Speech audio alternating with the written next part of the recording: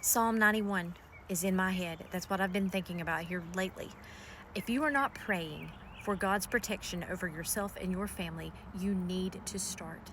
Have you been paying attention? I mean, really paying attention to what's been going on in the world lately? God is trying to talk to us. There's terrible stuff going on right now. Terrible, amazingly terrible things. So many floods, one right after another. Earthquakes, one right after another, all over the world. This is not a coincidence. This is exactly what the Bible has been saying is going to happen. There's so much evil in the world. You need to be praying Psalm 91 over yourself and your family every day, every single day. We need to pray for God's protection because He can protect us against any and all things. Okay, this is just going to get worse. I want people to wake up because this is God stirring the world. Things just don't seem right with the weather. They don't seem right with nature. They don't seem right with people, for sure. Things are just like the days of Noah, almost exactly. There's so much evil in this world, people trying to make things right that are flat out wrong in the Bible.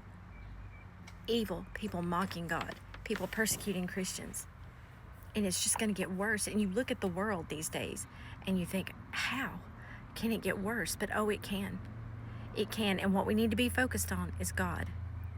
God's protection. Make sure that you are saved, that you are going to heaven. Because, guys, it's a wonderful and mighty and powerful, just nerve-wracking thing to think that we are living in the generation that's most likely going to be seeing the rapture and the tribulation. And the reason I say that is just because I will get feelings of just urgency. That's the best word, urgency. God's showing us things through the world, through nature. And the checklist, I said this in my earlier post, in Matthew 24, it's a checklist. And all the boxes are checked. And now it's just going to keep getting more frequent and more severe, the signs. And just like here in the last, couple of months, things have really sped up. It's just like somebody pushed a domino and now it's going into effect. It's just swirling. And it's very urgent. I'm not getting on here to try to, because of course I'm not trying to get people to like me, because, the more you talk about God, the less people seem to like you. I don't want anyone to face the eternity that is waiting if you are not saved. Guys, please pray Psalm 91. If you don't know what it is, get a Bible. Look it up. Read it. Pray it. Pray that prayer. Because the evil is just going to keep getting worse. And we need God's protection. Oh, we need His protection so much. And, it's just, you can't make people decide. You can't decide for people. But you can sure pray for them. We need to be praying for everybody and spread God's word. It doesn't matter if people don't like you anymore for it. It's getting down to the wire.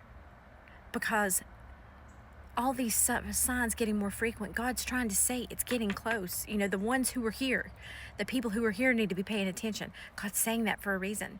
We're seeing that urgency for a reason, because it's that close, guys. And I don't mean to scare anyone, but if it leads you to being saved, I'm not sorry that I scared you. And you won't be either once you're saved. You'll be glad somebody scared you if that's what it took to get you to turn your life to Jesus. I'll keep saying it. And just pay attention, And I hope you've watched it, and I hope this is, God is using this to stir your heart. I hope this is planting a seed. And you listen, because it's very close. It is very close. Jesus is getting ready to call the church home. And then once He does that, that left behind is very real. The people who are left behind, meaning not saved, will see the tribulation. And then it will be too late to avoid it, to be saved and avoid it. I love you guys. That's why I do this.